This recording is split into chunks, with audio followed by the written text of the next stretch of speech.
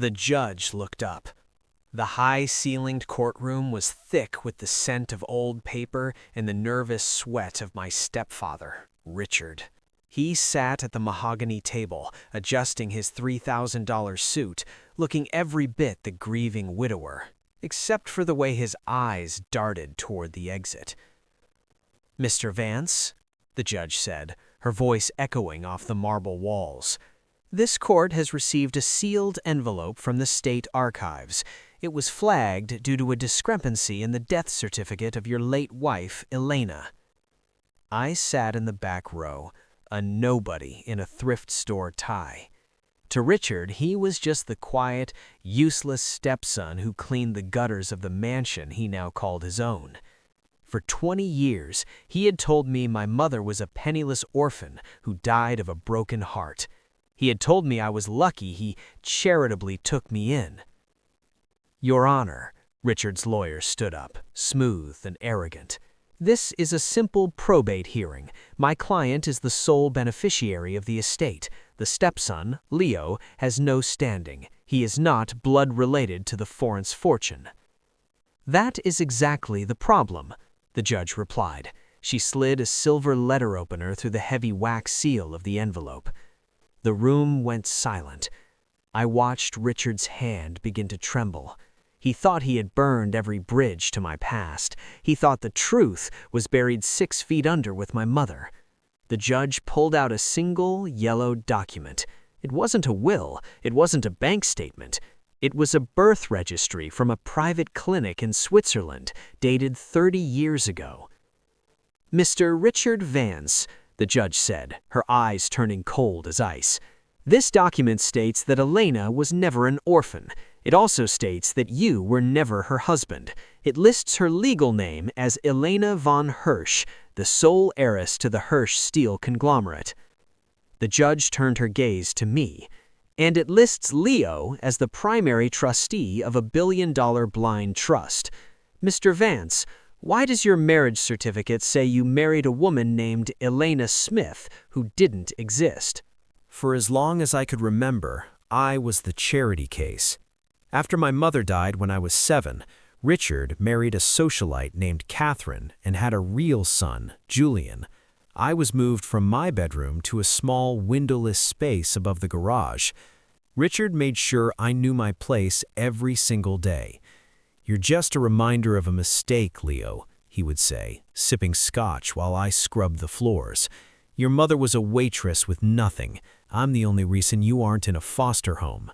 Don't speak unless spoken to." Julian was worse. He spent his days crashing expensive cars and his nights mocking my intelligence. "Why do you study so hard, Leo?" Julian laughed, throwing a handful of dirt onto the porch I had just swept. "You're an employee. At best, you'll be my assistant one day, someone to fetch my coffee and sign the papers I'm too busy to read." I never argued. I never yelled. I just watched. I noticed how Richard would panic whenever a letter arrived with a European postmark.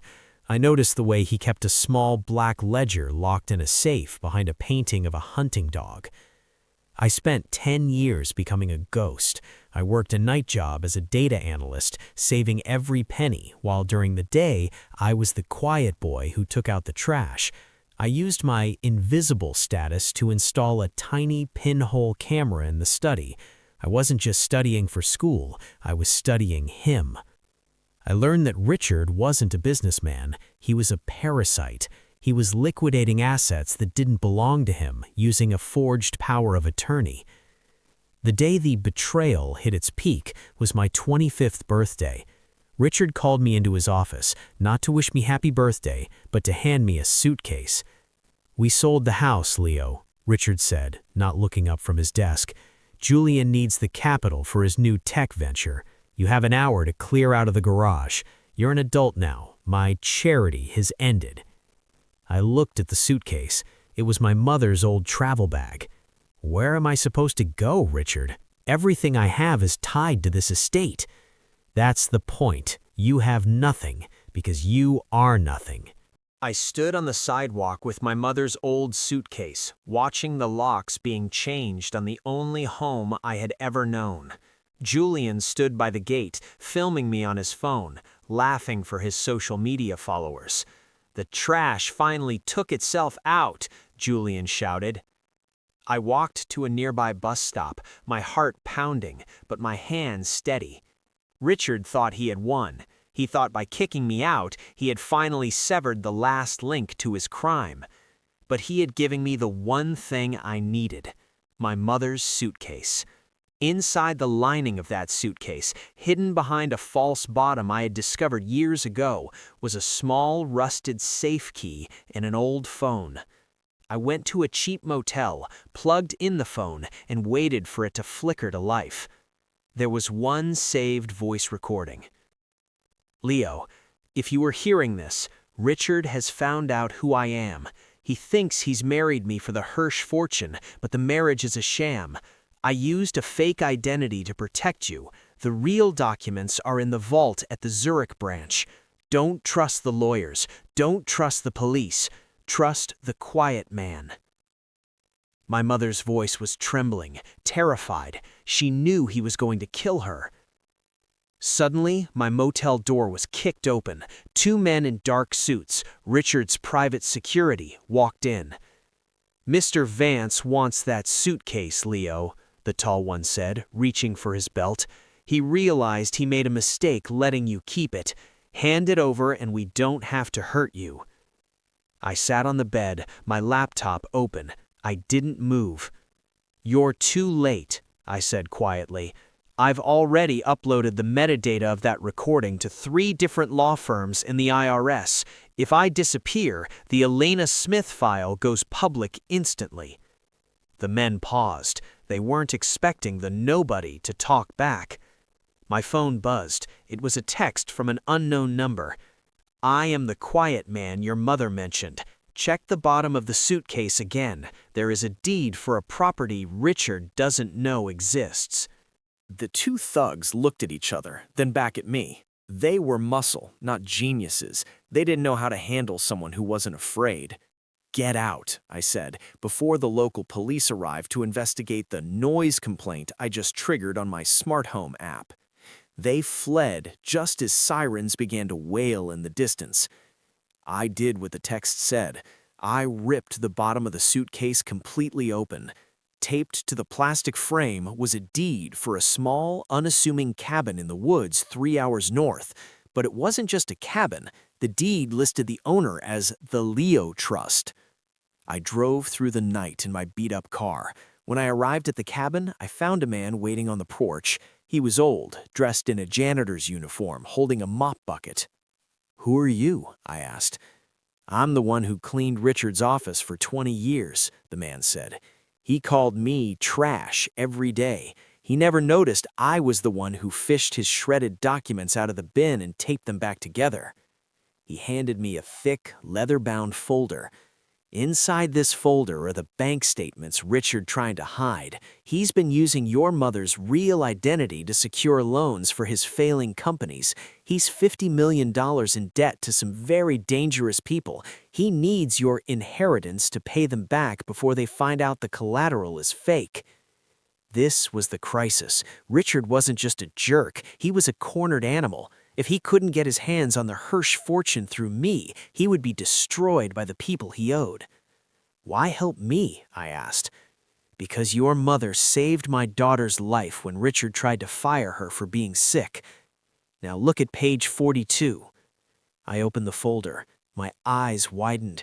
It was a contract for the sale of the Vance mansion. But Richard hadn't sold it to a developer. He had sold it to a shell company, and the shell company was owned by a man named V. Hirsch. Richard thinks he's selling the house to a Russian billionaire, the old man said. He doesn't realize he's selling it to your grandfather's estate, and the estate has a right of immediate eviction clause." The next morning, Richard was holding a farewell gala at the mansion. He was celebrating the sale of the house and his supposed merger with a European firm. He was at the peak of his arrogance, standing on the grand staircase, a glass of champagne in his hand. "To the future," Richard toasted. "To new beginnings and leaving the past behind." The crowd cheered. Julian stood next to him, wearing a crown he hadn't earned. I walked through the front doors. I wasn't wearing a tuxedo. I was wearing my work clothes. "Leo?" Richard's voice dropped an octave. The guests turned to look at the beggar at the feast. "I told you to stay away. Security, escort this intruder out." "I'm not an intruder, Richard," I said, my voice carrying across the ballroom. "I'm the new landlord." The room went silent. Richard laughed, a harsh, grating sound. "The landlord? You can't even afford a bus ticket, you pathetic—" "Mr. Vance," a voice interrupted. A tall woman in a sharp gray suit stepped down from behind me. She was the most feared real estate lawyer in the city. She held a sealed envelope. "My client, the Hirsch estate, has completed the purchase of this property," she said. "We've discovered that the maintenance funds were embezzled and the structural integrity was lied about in the disclosure forms. This constitutes a breach of contract." "What are you talking about?" Richard hissed, stepping down the stairs. "I signed the papers with Mr. Volkov." Mr. Volkov is a pseudonym for Leo's legal counsel, and as of 5 minutes ago, the right of immediate eviction has been triggered. You have 10 minutes to gather your personal belongings. The nobody you kicked out is now the owner of everything you stand on. Richard's face went from red to a sickly pale green. He looked at me, and for the first time in 20 years, he saw me, not as a servant, but as a threat. "You can't do this!" Julian yelled, lunging toward me. I didn't flinch. I held up a flash drive. "I can, Julian, because I also have the recordings of your father admitting that he managed my mother's death to speed up the probate." Richard froze. You don't have that. It's impossible." "The quiet man in your office wasn't just a janitor, Richard. He was a witness." The gala turned into a crime scene. As guests scrambled for the exits, the gray-suited lawyer handed Richard a document that made him collapse onto the bottom step. "This is a court order for an immediate DNA sample," she said. Richard looked up, his eyes wild. "DNA? For what? Elena's dead. There's no inheritance dispute." "It's not for the inheritance, Richard," I said, stepping closer. "It's for the identity. We've already exhumed the Elena Smith you buried in the pauper's grave." The room felt like it was spinning. Richard's lawyer whispered something in his ear, his face white. "The woman in that grave," I continued, my voice cold, "isn't my mother." The shock hit the room like a physical wave. Julian gasped, clutching the banister. "What?" Richard stammered. I saw her. I was at the hospital." "You saw a woman with a bandaged face," I said. "A woman you paid to take my mother's place so you could declare her dead and seize her small estate. But my mother wasn't in that hospital. You killed a stranger for insurance money, Richard, but you didn't kill Elena von Hirsch." "Then where is she?" Julian screamed. I looked at the old janitor who was standing by the door. He nodded slowly. "She's been hiding in plain sight for 20 years, working as a nobody in the very companies you tried to steal. But that's not the shock, Richard. The shock is that you aren't just a murderer and a fraud. You're a fool." I pulled out a second DNA test result, the one I had already finished using a hair from Richard's comb. "I'm not your stepson, Richard," I said. "According to this, we share 0 genetic markers. But Julian, he's not yours either." Richard turned to his wife, Catherine, who was shivering in the corner.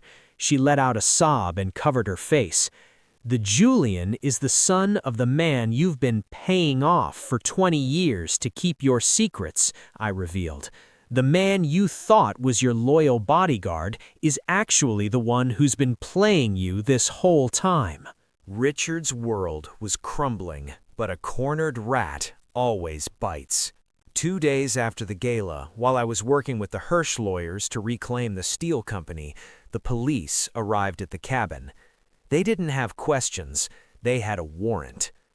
"Leo Vance, You're under arrest for the murder of the unidentified woman in Elena Smith's grave, the lead detective said. What? I asked, staying calm. I was 5 years old when she died. We found your fingerprints on the medical records that were suppressed, the detective said, and we found a $2 million transfer from the Hirsch Trust to your private account, labeled silence fee. Richard Vance just turned over an email chain where you threatened to frame him unless he gave you the money. Richard was playing his final card. He was using his connections in the local precinct to frame me for the very crime he committed. He had forged the emails and planted the money using the access codes he still had for the old family accounts. As they led me away in handcuffs, I saw Richard standing by a black SUV across the street. He blew me a mock kiss.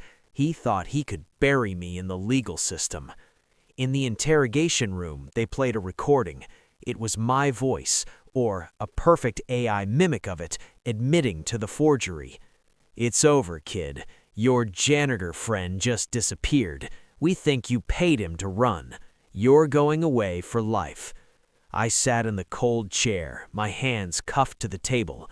I didn't ask for a lawyer. I didn't plead.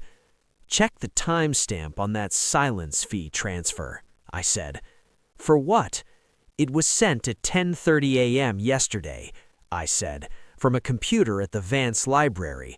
But at 10:30 a.m. yesterday, I was at the Swiss Embassy handing over my biometric data. I was in a room with 3 ambassadors and 4 security cameras. I couldn't have sent that money. I leaned forward. But do you know who was at the library? Julian. And I have the CCTV footage from the library's hidden security system, the one I installed myself last year. The detective's phone rang. He listened for a moment, his face hardening. Sir, we have a problem. The janitor didn't run. He just walked into the DA's office with a suitcase full of Richard's original ledgers, and he brought someone with him. The final hearing wasn't about the house. It was about the life of Richard Vance. The courtroom was packed. Richard sat at the defense table, his hair unkempt, his eyes bloodshot. He looked like a man who knew the noose was tightening. The prosecution calls its star witness, the DA announced. The doors opened and a woman walked in. She was older, her hair silver, but her eyes were unmistakably mine. She walked with a grace that no amount of poverty could hide. Elena von Hirsch, my mother.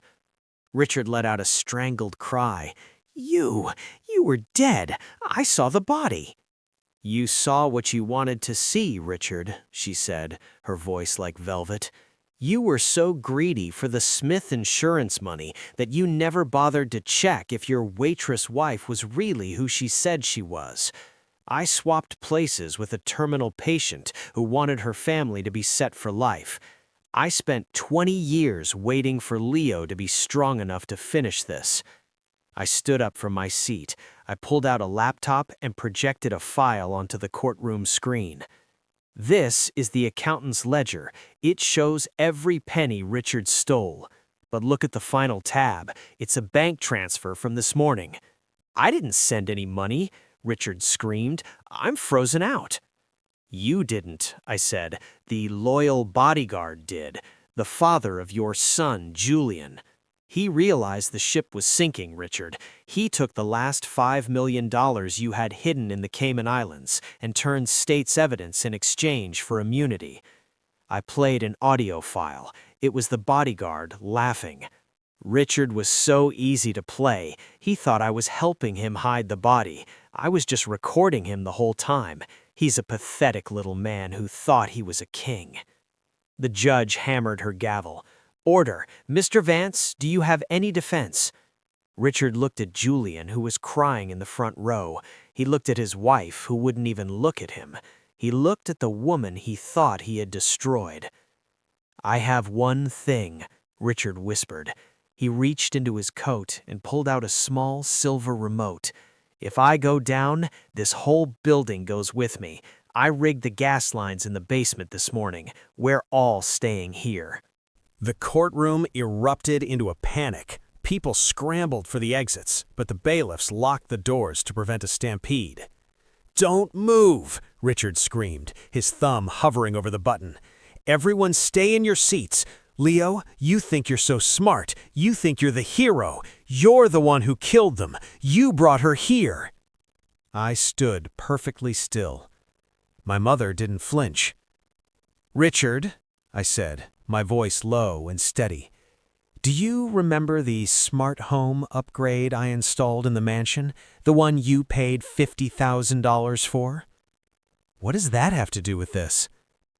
"I designed that system," I said, "and I designed the one in this courthouse, too. I'm a systems architect, Richard. I've been the lead contractor for the city's infrastructure for 3 years under a shell company." I held up my own phone. "The remote in your hand? It's connected to the courthouse Bluetooth.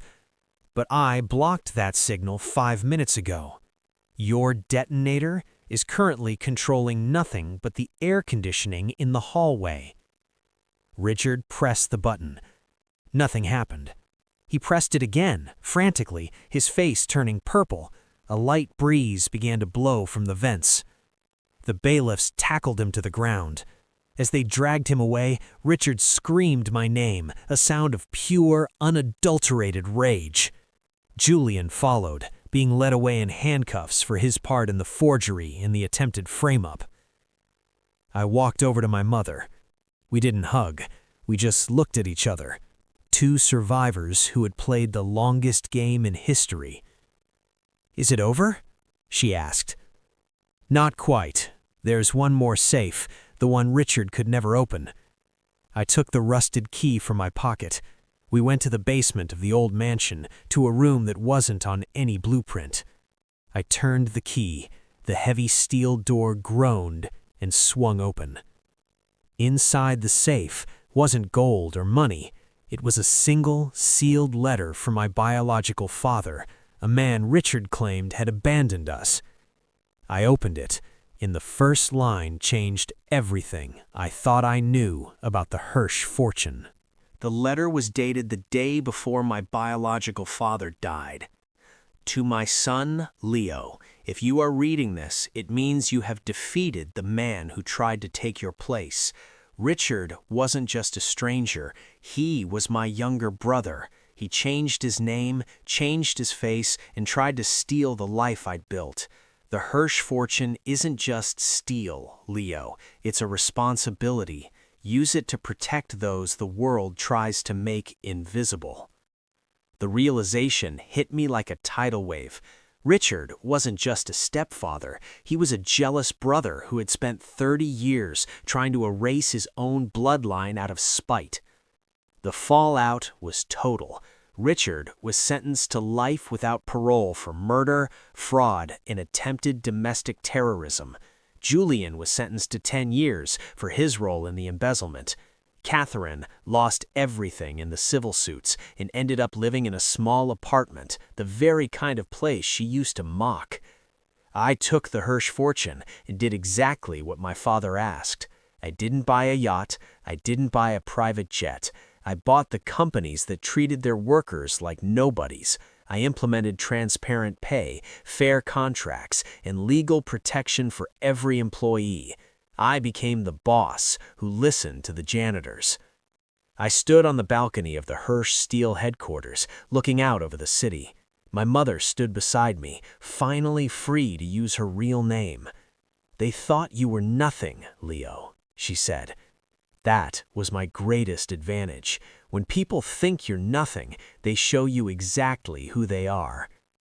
I looked down at a small black ledger on the table, the one I now use to track the Richard Vances of the world. The quiet man doesn't just watch, he prepares. Karma does not forget. They called me a nobody until the judge read my name and the truth destroyed them all. Moral: the loudest person in the room is often the weakest. Never underestimate the one who is silent, for they are the ones holding the pen when the story ends.